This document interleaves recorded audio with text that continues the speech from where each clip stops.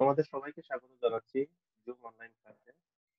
আজকে তোমাদের final first পেপারের অধ্যায় 9 আলোচনা হবে।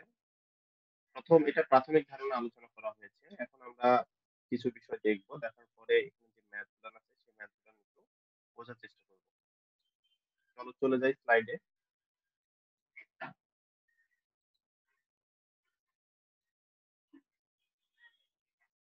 আচ্ছা,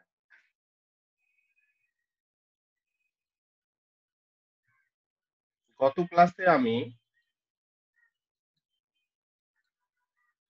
বিশেষ ঘটনার ঝুঁকি পর্যন্ত পড়াইছি।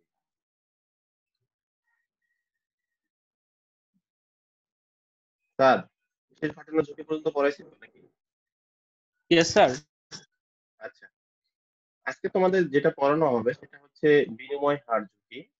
এটা একটু আমরা দেখবো, এটা ইম্পর্টেন্ট একটা পয়েন্ট, এটা একটু আমরা জানার চেষ্টা করব।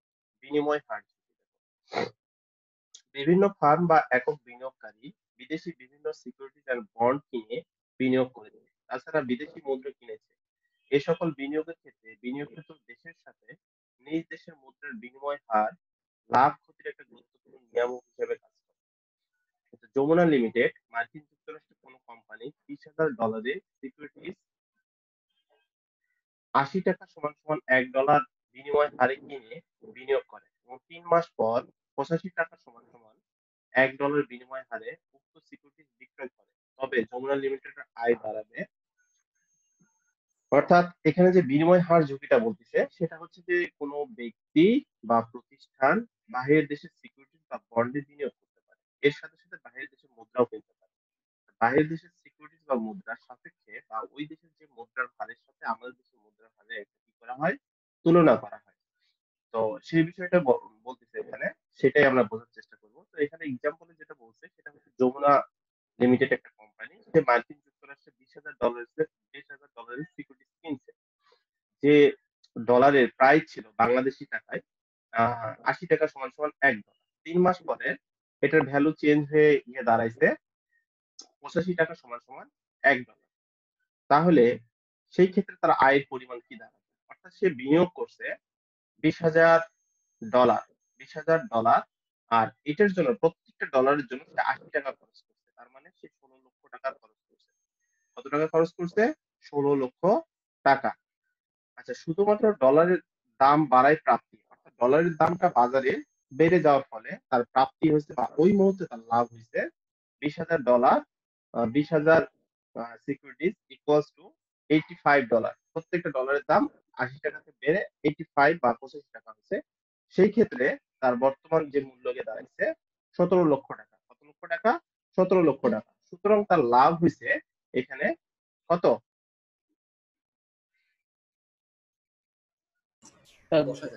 10,000 টাকা। না, এখানে একটু ভুল আছে, এখানে আরেকটা জিরো বাড়বে। 1 লক্ষ টাকা। স্যার 1 লক্ষ হবে 1 লক্ষ। হ্যাঁ, 1 লক্ষ টাকা। 1 লক্ষ টাকা, হ্যাঁ। ওকে,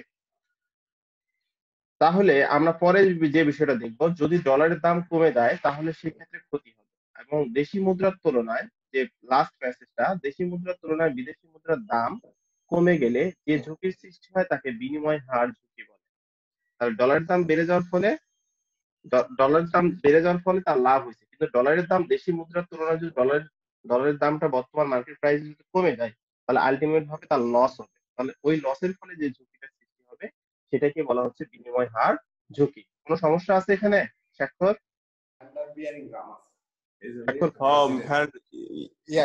না স্যার।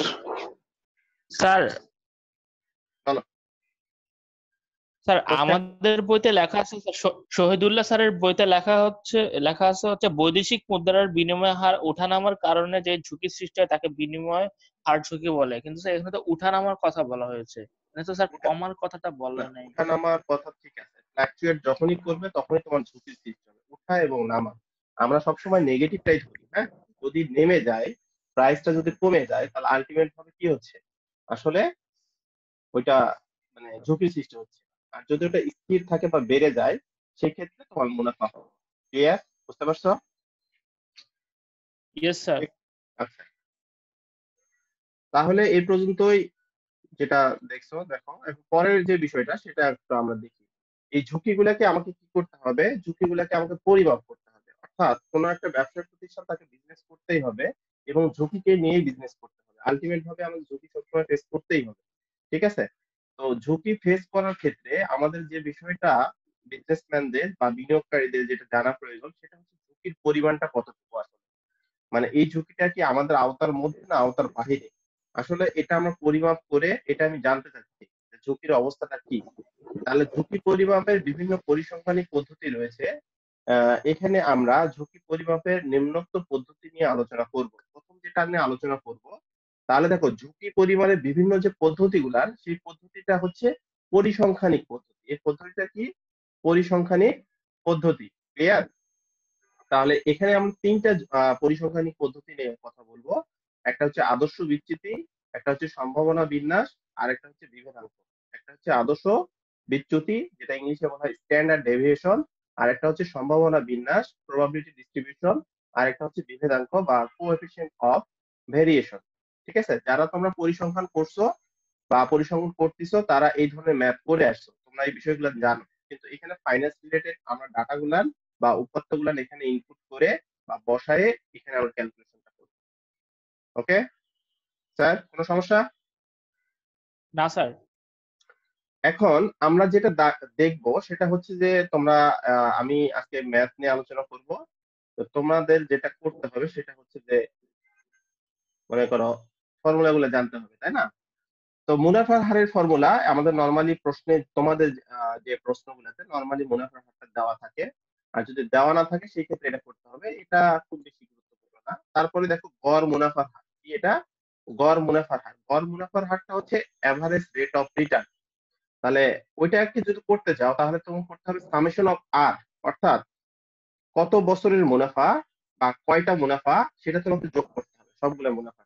প্রথম বছর, দ্বিতীয় বছর, তৃতীয় বছর, চতুর্থ বছর, পঞ্চম বছরের মুনাফা সবগুলা মুনাফার মান লিখে তোমার টোটাল মুনাফাটা বের করতে হবে।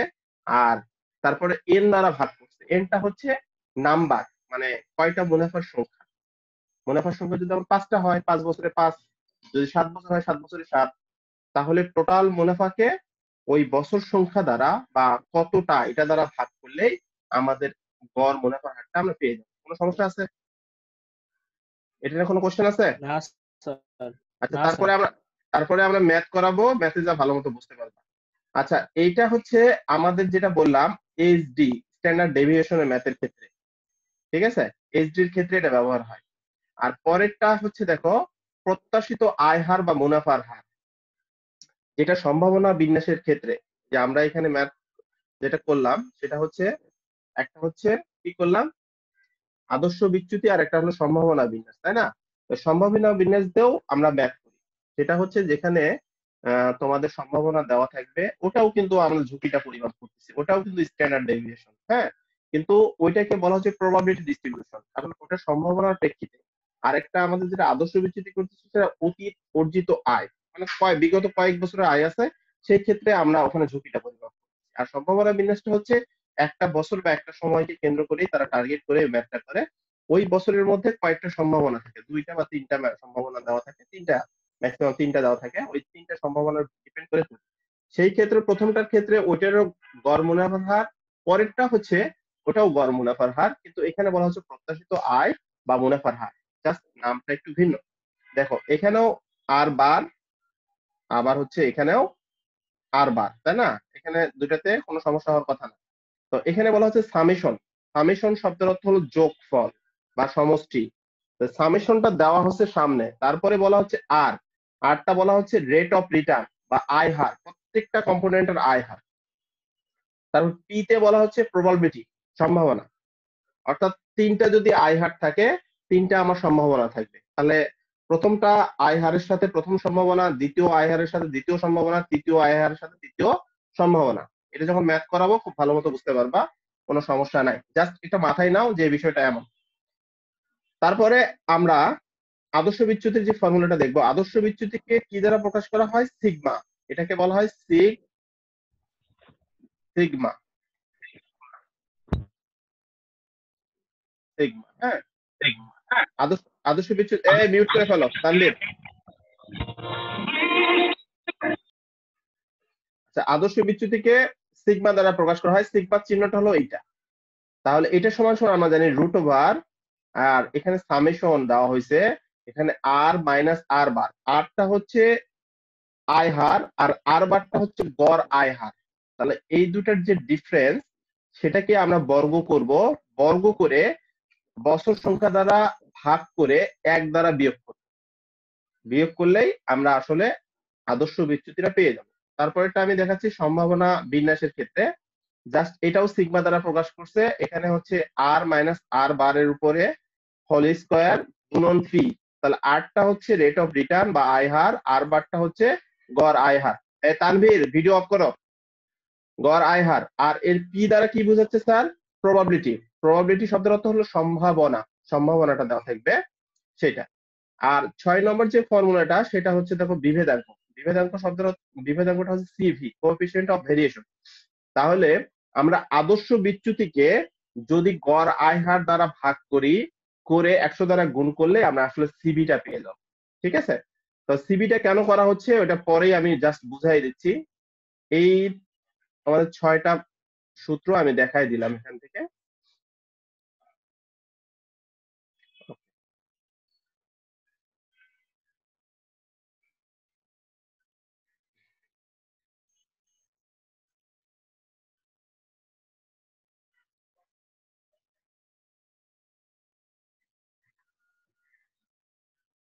এখানে কোনো সমস্যা আছে স্যার? না স্যার। বুঝতে পারছো তো, তাই না? আচ্ছা, ইয়েস স্যার। স্যার স্ট্যাটিস্টিকের জিনিস তো স্যার এজন্য হ্যাঁ আরো হ্যাঁ ইজি লাগতেছে। হ্যাঁ। আর দেখো আদর্শ বিচ্যুতির সংজ্ঞাটা আমরা এখন একটু দেখি, দেখে একটু ম্যাথ দেখি। দেখো আদর্শ বিচ্যুতি বা স্ট্যান্ডার্ড ডেভিয়েশন। আদর্শ বিচ্যুতি হচ্ছে ঝুঁকি পরিমাপের এমন একটি পদ্ধতি যার মাধ্যমে অতীতে অর্জিত আয় থেকে গড় আয় হারের পার্থক্যের বর্গের সমষ্টিকে বছর সংখ্যা দ্বারা ভাগ করা হয় এবং ভাগফলকে বর্গমূল করা হয়। আচ্ছা, আমি যে কথাটা বলছি সেটা সরাসরি তুমি ফর্মুলাতে চলে যাও। এখানে কি বলছে? অতীতে অর্জিত যে আয়টা, তাহলে অতীতে অর্জিত আয়টাকে আমরা যদি এক্স ধরি এবং গড় আয়কে যদি এক্স বার ধরি, তাহলে এখানে প্রশ্নে যেটা বলছে আদর্শ বিচ্যুতি হচ্ছে ঝুঁকি পরিমাণের এমন একটি পদ্ধতি যার মাধ্যমে অতীত অর্জিত আয় থেকে গড় আয় হার, গড় আয় হার হচ্ছে এক্স বার, হারের পার্থক্যের বর্গের সমষ্টি। এই দুটো পার্থক্য ডিফারেন্স, পার্থক্যের বর্গের সমষ্টি। সমষ্টি শব্দের অর্থ এই সামেশন, মানে যতগুলা বছর থাকবে ততগুলা বিচ্যুতি হবে, সে ততগুলা বিচ্যুতি আমাদের লিখতে হবে, বর্গ করতে হবে, করে ওটা যোগফল করতে হবে। যোগফলকে আমরা বছর সংখ্যা দ্বারা কি করব? ভাগ করে এক দ্বারা বিয়োগ করব, বিয়োগ করে যদি বর্গমূল করে ফেলি তাহলে আমরা আদর্শ বিচ্যুতিটা পেয়ে যাই। ওকে, আচ্ছা, আদর্শ বিচ্যুতি ব্যবহার করে অতীত অর্জিত আয়ের বিচ্যুতি বা ব্যবধান থেকে যেমন ঝুঁকি পরিমাপ করা যায়, তেমনি ভবিষ্যতে প্রত্যাশিত আয়ের ঝুঁকির পরিমাপও করা যায়। এটি একটি পরিসংখ্যানিক পদ্ধতি। আদর্শ বিচ্যুতিকে সিগমা দ্বারা প্রকাশ করা হয়, যে চিহ্নটা আমি তোমাদের দেখাইলাম। আর এটা সরাসরি হচ্ছে তোমাদের ইউনিভার্সিটির ইয়া থেকে নেওয়া, ইমেজ আকারে নেওয়া। তো এটাকে দেওয়া হয়েছে স্ট্যান্ডার্ড ডেভিয়েশন ফর্মুলা, বা এটাকে আমরা সিগমা বলতে পারি। রুট ওভার সামেশন, যে উপরে এন আছে আর নিচে আই ইকুয়ালস টু 1 আছে। 1 বছর দেখাইছে, বাট নাম্বার অফ ইয়ার, তুমি 5 বছর থাকলে 5 বছরের টাকা দেখাবা, 10 বছর থাকলে 10 বছর পরের লাইনে দেখাই দিবা। এই পার্থক্যটা যদি 10 বছর থাকে, 10টা পার্থক্য আমাদের দেখাই দিতে হবে এবং সামেশনটা উঠাই দিতে হবে। ওকে, আর উঠাই দেওয়ার পরে সবকিছুর নিচে একটা টার্ম দিয়ে নিচে তুমি n-1টা লিখতে হবে। আচ্ছা, এটা হচ্ছে ইংলিশ ফর্মুলা, আমরা একটু বাংলা ফর্মুলাটা দেখি। এই যে এইটা, এটা হলো সিগমা এন সামেশন i-1 আর r i minus r bar, ঠিক আছে, n-1। এখানে আর আইটা হচ্ছে আইতম বছরের আয়ের হার, যততম বছর তততম বছরের আয়ের হার দেওয়া হচ্ছে। আর বার হচ্ছে গড় আয়ের হার, এনটা হচ্ছে বছরের সংখ্যা, আর এটা এই চিহ্নটাকে বলা হচ্ছে সমষ্টি বা সামেশন, সামেশন চিহ্ন এটা। আর এই যে দুটো ডিফারেন্স, এই দুটো ডিফারেন্স কে বলা হচ্ছে এখানে সামেশন আর আই মাইনাস আর বারের উপর হোল স্কয়ার। এখানে অতীত অর্জিত আয় থেকে গড় আয়ের হারের পার্থক্যের বর্গের সমষ্টি, ঠিক আছে। কিন্তু এখানে প্রশ্নে একটা জিনিস দেওয়া আছে, সেটা তোমাদের বের করে নিতে হবে, সেটা হচ্ছে আর বার বা অর্থাৎ গড় আয় হার, যেটা আমি তোমাদের সূত্রের প্রথমে শিখাইছি। সেটা হচ্ছে যে আর বার সমান সমান summation of r, summation of r হচ্ছে তুমি যতগুলা বছর ফেস করতেছো, যতগুলা বছর তোমার প্রকল্পের মধ্যে আছে, প্রত্যেকটা বছরের আয় হার তোমাকে লিখতে হবে। যে প্রথম বছরে হয়তো 10%, দ্বিতীয় বছরে 7%, তৃতীয় বছরে -3%, তারপরের বছরে 5%, তারপরের বছরে হয়তো 8%, সবগুলো লিখছো। লিখে নিচে 5 দ্বারা ভাগ করছো। ভাগ করলেই তুমি গড় আয় হারটা পেয়ে যাবে। ঠিক আছে? আচ্ছা, তাহলে আমরা এখন পরে একটা ম্যাথে যাই, দেখি। আচ্ছা, দেখো এরকম একটা ম্যাথ থাকতে পারে। সেই ম্যাথটা আমি একটু সলভ করার চেষ্টা করি। তাহলে ম্যাথের সাথে সাথে ফর্মুলা গুলো আমাদের ক্লিয়ার হবে, এবং কিভাবে ডিসিশন নিতে হচ্ছে সেটাও ক্লিয়ার হবে, এবং কিভাবে করতে হচ্ছে প্র্যাকটিক্যালি সেই বিষয়গুলো ক্লিয়ার হবে। আচ্ছা, এখানে যেটা বলছে সেটা একটু দেখি আমরা কি বলছে। ক ও খ কোম্পানির বিগত 5 বছরের মুনাফার হার নিম্নের টেবিলে দেওয়া হলো। তাহলে বিগত 5 বছর, তার মানে অতীত অর্জিত আয় বিগত 5 বছর, যে বছরগুলো আমরা আগে মানে শেষ করে আজকের এই বছরে আসছি। মানে আজকে যদি 20 সাল আমি চিন্তা করি, তাহলে ধরো 14 থেকে 19 সাল পর্যন্ত এটা ছিল, এটা 20 সালে এসে আমরা এটা ক্যালকুলেশন করতেছি, 5 বছরের করতেছি ধরে নাও। তাহলে 2011 সালের একটা ওরা দিছে, 2012 সালের একটা দিছে, সবগুলাই কিন্তু পার্সেন্ট। ক কোম্পানি 10%, 12%, 8%, 10%, 15%। হ্যাঁ, তাহলে 2011 সালে 10%, 2012 সালে 12%, 2013 সালে 8%, 2014 সালে 10%, 2015 সালে 15%। এটা হলো ক কোম্পানি। খ কোম্পানি হচ্ছে 15%। 2012 সালে এখানে দেওয়া আছে -5%। এখানে কারো কোন কোশ্চেন আছে? চাঁদ, -5% আছে? না না স্যার, এর মানে স্যার এটা মানে খরচ হয়েছে স্যার। না না, এটা লস করছে, বুঝছো? ওদের প্রফিট হওয়ার কথা ও ছিল, যেটা হওয়ার কথা ছিল সেটা হচ্ছে নেগেটিভ ফিগার আছে, মানে লস হয়েছে। তাহলে ওইটাও আমরা ধরছি, নেগেটিভ দিয়ে ধরছি। আমরা এভারেজ রিটার্নটা বের করব। আচ্ছা, তারপর 2013 সালে হচ্ছে 16%, 2014 সালে হলো 15%, 2015 সালে হচ্ছে 15%। তো এখানে প্রশ্নে যেটা বলছে, ক নম্বর প্রশ্ন, ক ও খ কোম্পানির গড় মুনাফার হার, আদর্শ বিচ্যুতি ও বিভেদাঙ্ক পরিমাপ করো। ঠিক আছে? ক এবং খ কোম্পানির এই বিষয়গুলো করতে বলছে। আর তারপরে বলছে কোন কোম্পানি বেশি ঝুঁকিপূর্ণ। ঠিক আছে? কোন কোম্পানি বেশি ঝুঁকিপূর্ণ সেটা আমাদের বলতে হচ্ছে। আচ্ছা, একটা কথা আমি তোমাদের বলে দেই। তোমাদের কোন একটা কোম্পানির ঝুঁকি পরিমাপ করতে গেলে আমরা কি করতে পারি? আমরা হচ্ছে আদর্শ বিচ্যুতির মাধ্যমেই পরিমাপ করতে পারি। কিন্তু দুইটা কোম্পানির যদি গড় আয় হার যদি সমান না হয়, অসমান হয়, সেই ক্ষেত্রে আমাদের কিন্তু বিভেদাঙ্ক পর্যন্ত করতে হবে। আমি কি বুঝাইতে পারছি? স্যার, তানজিম, না বুঝছো? স্যার, আরেকবার একটু স্যার বললে ভালো হয়, ভালো হয় স্যার, হ্যাঁ, আরেকবার দেখো বললে ভালো হয়। দুইটা কোম্পানি। বিভেদাঙ্কটা হ্যাঁ, বিভেদাঙ্ক আমরা পরে বুঝাচ্ছি, ওটা বুঝাচ্ছি, তুমি জাস্ট একটু বুঝো, কথাটা বুঝো। আমরা নরমালি যখন ম্যাথ করব, তখন আমরা দেখব দুইটা কোম্পানির যদি গড় আয় হার, মনে করো যে এই কোম্পানির গড় আয় হার, ক কোম্পানির গড় আয় হার হচ্ছে 12%, খ কোম্পানির গড় আয় হারও মানে আর বারের মানটা দুটারই সেম হয়েছে 12%। সেই ক্ষেত্রে আমাদের আদর্শ বিচ্যুতি করলেই হবে। ঠিক আছে? কিন্তু গড় আয় হার যদি অসমান হয়, সমান না হয়, ঠিক আছে, মানে একটা হচ্ছে 12% আর একটা হচ্ছে ধরো 13% বা 14%, সেই ক্ষেত্রে অসমান, সেই ক্ষেত্রে আমাদের আদর্শ বিচ্যুতির পরে বিভেদাঙ্ক করতে হবে। ঠিক আছে? আচ্ছা, আমি ম্যাথটা করাই, তারপরে তোমাদের ওই সিচুয়েশনটা দেখাই দিয়ে আবার বলবো এই কথাটা। দেখো, তাহলে এই ইনফরমেশন গুলা। আচ্ছা, তাহলে প্রথম দেখো, ক কোম্পানির গড় মুনাফার হার, ওই আর বার। ঠিক আছে? আর বার সমান সমান যে বিষয়টা সেটা দেখো, যেটা বলছে, এটা আমরা ধরি আর, এটা বার, তাই তো? তাহলে এটা দেখো, এটা কি R1 না? R1, এটা কি R2 না? এটা R3 না? এটা R4 না? এটা R5 না? দেখো তো। তাহলে এটা হলো প্রথম বছরের রিটার্ন, এটা হলো দ্বিতীয় বছরের রিটার্ন, এটা হলো তৃতীয় বছরের রিটার্ন, এটা হলো চতুর্থ বছরের রিটার্ন, এটা হলো পঞ্চম বছরের রিটার্ন। আর এই বিষয়টা হচ্ছে n, n equals to 5 years, n equals to 5 years।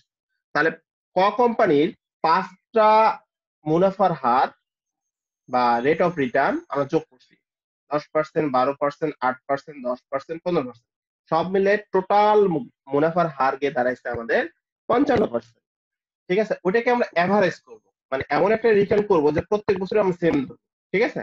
তাহলে 5 দ্বারা আমি ভাগ করছি, 5 বছর যেহেতু 5 দ্বারা ভাগ করছি, অর্থাৎ আমি গড় করতেছি, এটা সিম্পল গড় করতেছি, 5 দ্বারা ভাগ করছি, ভাগ করে আমার রেজাল্ট আসলো কত, 11%। কোনো কোশ্চেন আছে এখানে? কোনো কোশ্চেন না আছে? স্যার, না স্যার। তানভীর, কোশ্চেন আছে? না স্যার। না স্যার, এটা তো সিম্পল ঘরের ঘরের মতো স্যার। সবই সিম্পল স্যার, মানে সিম্পল জিনিসগুলাই আসলে পড়ানো হয়, একটু জাস্ট বুঝতে হবে কোথায় কি হচ্ছে। ঠিক আছে, এখন খ কোম্পানিটাও তোমরা বুঝবা, খ কোম্পানিটাও ঠিক ওইভাবে গড় আয় হারটা করছে। তাহলে প্রথমটার আমরা দেখলাম, প্রথমটার আর বার অফ ক এখানে হয়েছে কত পার্সেন্ট, 11%। তাহলে আর বার অফ খ এটা কত হয়েছে, রেজাল্ট আমরা এখানে দেখতেছি 13 দশমিক কত, 13 দশমিক, 20 স্যার 13.20। 20%। আচ্ছা, 20%। দুটার কি গড় আয় হার সমান? না স্যার। না সমান। স্যার, অসমান। তাহলে অসমান হলে, অসমান হইলে যদি ঝুঁকি পরিমাপ করতে বলে তাহলে আমাদের কিন্তু সিবি পর্যন্ত যাইতে হবে, সিবি পর্যন্ত যাইতে হবে। তাছাড়া আমাদের আদর্শ বিচ্যুতি বা স্ট্যান্ডার্ড ডেভিয়েশন করলেই কিন্তু আমাদেরটা হয়ে যেত। আমি কি বুঝাইতে পারছি? Yes sir. হ্যাঁ, আচ্ছা ঠিক আছে, বুঝতে পারলে খুবই ভালো, আর না বুঝার কিছু নাই, এখানে খুব ইজি এগুলা।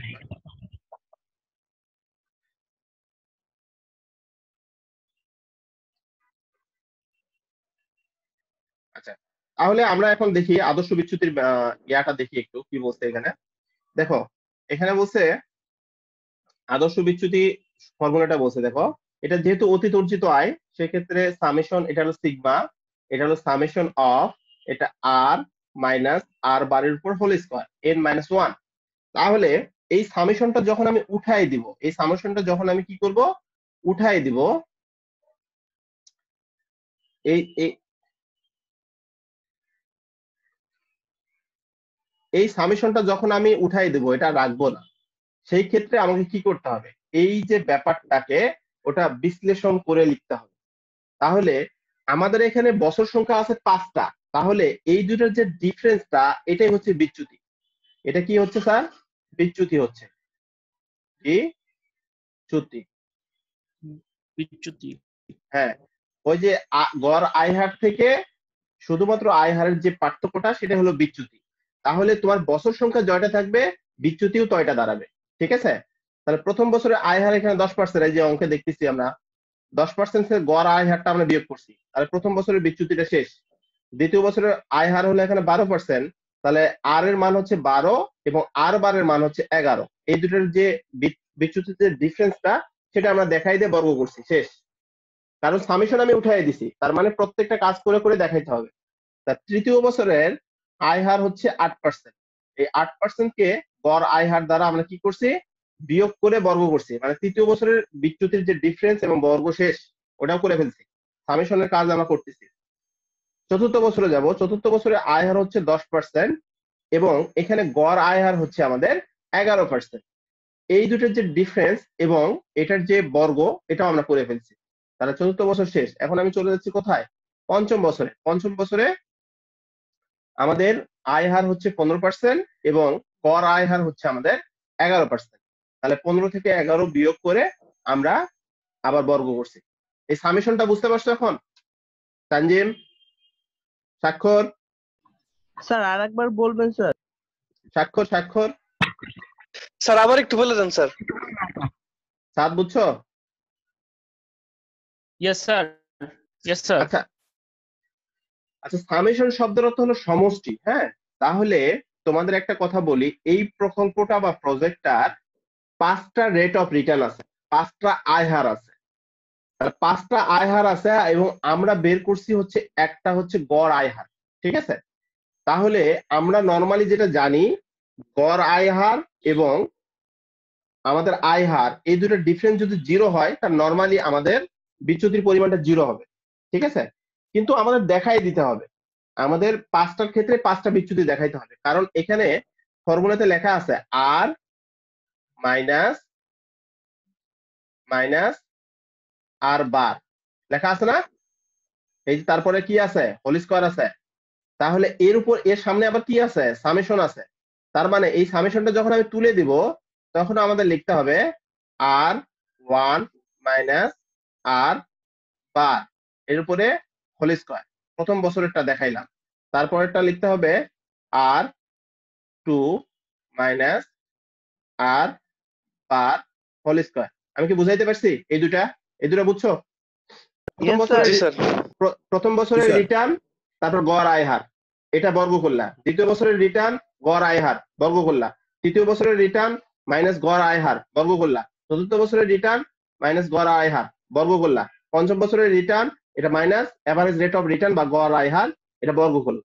ওই সামেশনের কাজটা শেষ। সামেশন চিহ্নটা আমি যখনই তুলে দেবো তখন এটা দেখাইতে হবে। ওই লাইনটা তারা সরাসরি ওইভাবে ব্যাখ্যা না লিখে একদম মান বসায় দিচ্ছে। একই কাজই করছে, কিন্তু আমি যখন করাই স্টুডেন্টদের ক্লাসে করাই বা যখন যেখানেই করাই ওই জিনিসটা আমি লিখে দিই। লিখে দিলে হয় কি, পরবর্তীতে তোমাদের ভুল হওয়ার সম্ভাবনা থাকে না। কারণ ভুল হওয়ার কোনো অপশনই থাকে না। তুমি জাস্ট ওখান থেকে মানটা এনে এখানে বসাই দিবা। তাহলে ওই কাজটাই ওরা এখানে করছে। তাহলে প্রথম বছরের একটা করাইলেই তো পরে সবগুলো বুঝতে পারবা। তাহলে প্রথম বছরে দেখো, প্রথম বছরে আমাদের I R I R I R কি বলে এটা, রেট অফ রিটার্ন বা গড় কি বলে, রেট অফ রিটার্ন যেটা আয় হার। আয় হার হচ্ছে 10%। এই যে 10%, এই 10%-এর সাথে আমি গড় আয় হার হচ্ছে 11। প্রথম বছর কি শেষ হয়েছে এই পর্যন্ত, বুঝতে পারছো? তারপর বর্গ করছি। তারপর দ্বিতীয় বছরে হচ্ছে আয় হার হচ্ছে 12%, গড় আয় হার হচ্ছে 11%, এর উপরে বর্গ করছি। তৃতীয় বছরে আয় হার হচ্ছে 8%, গড় আয় হার হচ্ছে 11%, বর্গ করছি। চতুর্থ বছরে আয় হার হচ্ছে 10%, গড় আয় হার হচ্ছে 11%, বর্গ করছি। এবং পঞ্চম বছরে আয় হার হচ্ছে এখানে 15%, গড় আয় হার হচ্ছে 11%, বর্গ করছি। বর্গ করে সবগুলার বর্গের যে রেজাল্টটা সবগুলা সামেশন করে বা সমষ্টি করে আমরা যোগ করছি। যোগ করে, যেহেতু বছর সংখ্যা আছে এখানে আমাদের কত বছর সংখ্যা আছে, এখানে আমাদের 5 থেকে 1 বাদ দিব। তাহলে 5 বছর মাইনাস 1 বছর, 5 বছর থেকে 1 বছর বাদ দিলে হয় 4 বছর। এই 4 বছর, 4 যেটা থাকবে, 4 বছর না, 4 যেটা থাকবে উপরে যে রেজাল্টটাকে আমরা আগে ভাগ করব। ভাগ করে যে রেজাল্টটা পাবো সেটাকে আমরা আবার কি করব, সেটাকে আমরা এখন কি করবো, সেটা হচ্ছে রুট করব। মোট যে রেজাল্টটা পাচ্ছি সেটাকে 4 দ্বারা ভাগ করতেছি। ভাগ করে যে রেজাল্টটা পাবো সেটাকে আমরা 4 দ্বারা করব, সেটাকে আমরা রুট করব। যে রেজাল্টটা পাচ্ছি সেটাকে রুট করব। তাহলে আমরা এখানে পেয়ে গেলাম, আমরা যেটা পাইলাম সেটা হচ্ছে এখানে, সেটা হচ্ছে যে এখানে ঝুঁকির পরিমাণটা হচ্ছে 2.64%। 2.64%। কোনো সমস্যা কারো? না স্যার। না স্যার। ওকে, জারিফ কোনো সমস্যা স্যার, বুঝতে পারছো? না স্যার, কোনো সমস্যা নেই। এটা স্যার ওই যে আমার পরিসংখ্যানেতে আছে স্যার। হ্যাঁ ওইটাই স্যার, ওই বিষয়টাই করাচ্ছি। তো ঠিক আছে, তোমরা জাস্ট এইভাবে করবে। আচ্ছা ঠিক আছে, মিউট করে ফেলো। তাহলে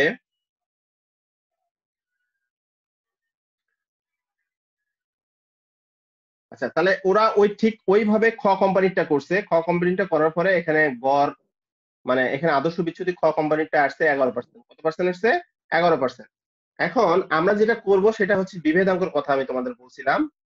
তোমাদের দেখো, বিভেদাঙ্ক কেন বললাম, কারণ দুইটা কোম্পানির গড় আয় হার হচ্ছে সমান না। দ্যাটস ওয়াই আমাদের বিভেদাঙ্ক করেই তুলনা করতে হবে। তাহলে বিভেদাঙ্কের ফর্মুলাটা হচ্ছে, বিভেদাঙ্ক সেটা হচ্ছে ক কোম্পানির যে আমরা আদর্শ বিচ্যুতি পাইছি 2.64, এবং এটার যে গড় আয় হার, ক কোম্পানির গড় আয় হার হচ্ছে 11%। তাহলে 2.64 কে 11 দ্বারা ভাগ করে 100 দ্বারা আমরা কি করব, গুণ করব। তাহলে আমরা এখানে পাচ্ছি কত, এটার জন্য ঝুঁকি আমাদের 24%। কত পার্সেন্ট স্যার? 24%। আর খ কোম্পানির বিভেদাঙ্কটা ঠিক সেম ওয়েতে, সেম ভাবে আমি মান বসাচ্ছি। খ কোম্পানির খালি তথ্যগুলো এখানে ইনপুট করছি। তার খ কোম্পানি আদর্শ বিচ্যুতি যে আমরা এখানেই পাইছি 11%। কত পার্সেন্ট এখানে? 11%। এই 11%টা উপরে বসাইছি আর হচ্ছে এটার রেট অফ রিটার্ন হচ্ছে 13.2। 13.2টা আমরা নিচে বসাইছি, 100 দ্বারা গুণ করছি, গুণ করে আমরা দেখছি এখানে ঝুঁকির পরিমাণ 83 বা 83.33%। এখন তোমরাই বলো কোন মানটা বড়। স্যার খ কোম্পানির অবভিয়াসলি। খ কোম্পানি অনেক বেশি, তাই না? সে 83.33%। তাহলে খ কোম্পানিটা বেশি ঝুঁকিপূর্ণ। তাহলে একজন বিনিয়োগকারীর যেটা উচিত হবে সেটা হচ্ছে খ কোম্পানিকে আসলে বাদ দেওয়া উচিত। ঠিক আছে, খ কোম্পানিকে বাদ দিয়ে যদি দুইটার মধ্যে একটা নাও তাহলে ক কোম্পানি তুমি গ্রহণ করবা, খ কোম্পানি তুমি বাদ দিয়ে দিবা। কিসের জন্য? ঝুঁকি বিবেচনা। আমাকে বুঝাইতে পারছি স্যার? Yes sir. কোনো সমস্যা? না পারবা না? স্যার। পারবা না? Yes sir. Yes sir, sir ইনশাআল্লাহ। স্যার পারবো স্যার। স্যার ওইটাই। এটা আপনার আদর্শ বিচ্যুতি করতে বললে স্যার আদর্শ বিচ্যুতির মান দিয়ে আপনার বিশ্লেষণ করতে হবে, আর বিভেদাংশ করতে হলে স্যার এভাবে করতে হবে, তাই না? ওরা যদি প্রশ্ন তোমাকে বলে দেয় এইভাবে, প্রশ্নটা যদি এইভাবে বলে কোন কোম্পানি বেশি ঝুঁকিপূর্ণ, কোন কোম্পানি বেশি ঝুঁকিপূর্ণ, যদি প্রশ্ন সরাসরি বলে দেয় যে তোমার বিভেদক করতে হবে, তাহলে তুমি করলে হবে, কি রেজাল্ট আসবে আসবে ওটা দেখার বিষয়। কিন্তু বলছে কোন কোম্পানি বেশি ঝুঁকিপূর্ণ, তার মানে তোমার উপরই ছেড়ে দিচ্ছে। তার মানে তুমি কিন্তু নর্মালি অনেকেই আছে যে আদর্শ বিচ্যুতিতে বলে দেয় যে ঠিক আছে এটা বেশি ঝুঁকিপূর্ণ, হ্যাঁ, কিন্তু ওটা আসলে অ্যাপ্রোপ্রিয়েট মানে নিয়ম না। অ্যাপ্রোপ্রিয়েট যে নিয়মটা হচ্ছে সেটা হচ্ছে তোমাকে দেখতে হবে যে আসলে কোন কোম্পানির গড় আয় হার যদি দুটো কোম্পানি সমান হয় বা তিনটা কোম্পানি সমান হয় তাহলে তুমি আদর্শ বিচ্যুতিতেই করতে পারবে। আর যদি তিনটা কোম্পানি অসমান হয়, সমান না, সেই ক্ষেত্রে তোমাকে বিভেদক পর্যন্ত যাইতে। ওকে তানজিম? জি স্যার। ওকে, এখন আমরা একটু সম্ভাবনা বিন্যাসটা দেখি। সম্ভাবনা বিন্যাস দেখি, তোমাদের ক্লাসে মনে হয় খুব বেশি সময় নেই, 5 মিনিট আছে। আমি একটু জাস্ট বলে দিই। ভবিষ্যতের সম্ভাবনা আয় এবং সম্ভাবনাকে যখন তালিকা বা রেখাচিত্রের সাহায্যে প্রকাশ করা হয় তখন তাকে সম্ভাবনা বিন্যাস বলা হয়। মানে ভবিষ্যতের ঘটনাগুলোকে, এটা হলো দেখো সম্ভাব্য আয়, এটা যে আয়ের যে ব্যাপারটা, আমাদের এই পরিমাণ আয় হবে, এবং সম্ভাবনা, ওই আয়টা হওয়ার সম্ভাবনা কতটুকু, যখন এটা আমরা তালিকার মাধ্যমে আমরা যদি প্রকাশ করি বা লিখি, সেই বিষয়টাকে বলা হচ্ছে সম্ভাবনা বিন্যাস। চলকের বিভিন্ন মান বা সম্ভাবনা বিন্যাসের মাধ্যমে প্রকাশ করা হয়ে থাকে। তো তারপরে বলছি দেখো এখানে সম্ভাবনা বলতে কোনো ঘটনা বা ফলাফল ঘটার চান্স কে বোঝায়। অর্থাৎ কোনো ঘটনা ঘটার সম্ভাবনা 80% হইলে তাহলে 10 বারের মধ্যে এই ঘটনাটা 8 বার ঘটবে। আবার যদি ঘটনাটি ঘটার সম্ভাবনা 100% হয় তাহলে ঘটনাটি অবশ্যই ঘটবে। আবার যদি সম্ভাবনা 0% হয় তাহলে বুঝতে হবে উক্ত ঘটনাটি ঘটার কোনো সম্ভাবনাই নেই, অর্থাৎ কখনোই ঘটবে না। আর এই বিষয়টা ডিপেন্ড করে সম্পূর্ণ তোমার উপরে। তুমি মনে করতেছো এটা হলো 0%, তার মানে তোমার মতে ওই বিষয়টা ঘটবে না। তুমি যদি মনে করো 80%, তাহলে 100 বারের মধ্যে 80 বার ঘটবে বা 10 বারের মধ্যে 8 বার ঘটবে। আর যদি মনে করো 50%, 50-50 চান্স, তাহলে 50 বার এই ঘটনাটা ঘটতে পারে, 50 বার নাও ঘটতে পারে। মানে 2 বারের মধ্যে 1 বার ঘটতে পারে, 8 বার নাও ঘটতে পারে। তাহলে সম্ভাব্য ঘটনা ঘটা এবং ঘটার সম্ভাবনা যখন তালিকা বা রেখাচিত্রের সাহায্যে প্রকাশ করা হয় তখন তাকে সম্ভাবনা বিন্যাস বলে। এখন সম্ভাবনা বিন্যাসের যে ফর্মুলাটা সেটা আমরা দেখি, আমরা ওখানেও দেখছি আবার দেখি এখানে, সেটা দেখো কি বলছে।